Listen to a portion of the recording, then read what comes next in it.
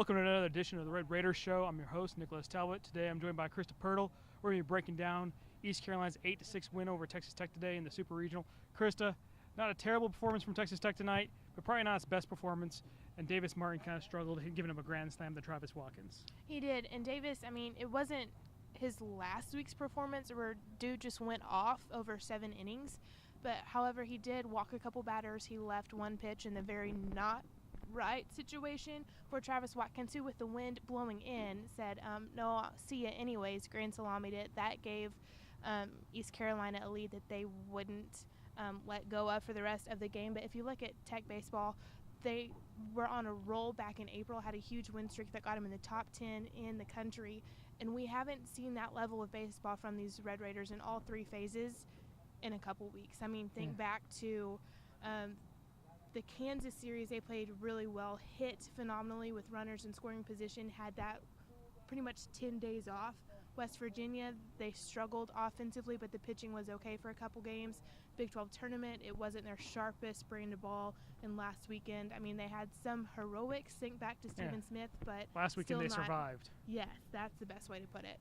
But now they're back in survival mode again. Down 1 game, they got to win the next 2 games to beat this East Carolina team. Krista, what do you think they need to do to get back on the schneid and kind of get over this hump and win these next 2 games and get back to Omaha?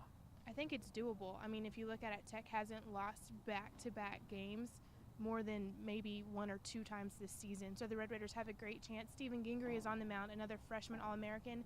He didn't have phenomenal stuff last weekend, but that's last weekend. Let's see what he can do this weekend. He's had phenomenal stuff at points this season. Yes, 12 sure. strikeouts, hello. But also Texas Tech did not use its ace guys from the bullpen. So Duggar is still there. Hayden Howard is still there. They're expecting that Ryan Mosley will get the start Sunday if that game is needed. So maybe one of the ties will come in and throw. So you need good pitching. Defensively, I mean, while Tech lost, the Red Raiders did play great defense. Especially from Tyler Floyd behind the plate. A couple great plays gracious. tonight. I think I've heard his nickname is Ty Flo the Laser Show, so that was on full display tonight. He had a great game. Texas Tech turned 2 double plays today. But then offensively, you've got, I mean, if you look at it, Eric Gutierrez 0 for 4, you've got to get him going. Hunter Hargrove 0 for 5, Orlando Garcia 0 for 3, Tyler Floyd 0 for 3. You've got to get guys going, and that is something that, I mean, I think Ness went cold last weekend, had a home run in the 7th inning today. You've just got to get everyone on the same page at the same time, and that needs to happen tomorrow. Yeah, and they had some issues with this wind that was blowing in. Coach Tadlock said after the game that it was flowing in from the southeast. Usually it blows in from the south. Hunter Hargrove gave a ball a ride, gave a ball a ride. Both those balls were blown down. Might have been home runs in calmer situations or calmer air, although it's kind of calm out right now, luckily. Our hair isn't blown all over the place. Just wait.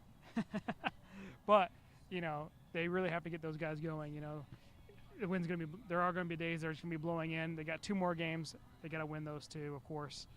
And that starts tomorrow. Yeah. 2 p.m.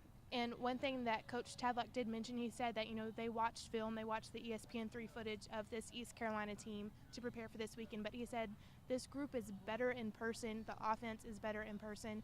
And I think that a lot of Tech fans were stunned that ECU was up and they were going to win, and they didn't know why. But the Red Raiders weren't shocked because they've seen that. They're hitting .370 in the postseason coming into today, went 3-0 in the Charlottesville Regional. So this ECU team is a good team, a solid team. Yes, Texas Tech dropped, but the Red Raiders do have a chance to come back and take Game 2 tomorrow. Yeah, East Carolina did defeat the defending national champion Virginia. Virginia wasn't as strong as it was. In a walk-off by who? Freaking Travis Watkins, who had 2 home runs today. Good yes, Lord. Watkins has had 4 home runs in the postseason. He had 3 in the regular season, just to put that in perspective. And, of course, like I said, they did defeat the defending national champions Virginia last week. Texas Tech has 2 more shots to knock off ECU and get back to Omaha for the second time in 3 years. That starts tomorrow, 2 p.m., Rip Griffin Park, Dan Law Field. Krista Pirtle will be there. I'll be there. Catch us there as well on RedRaiders.com.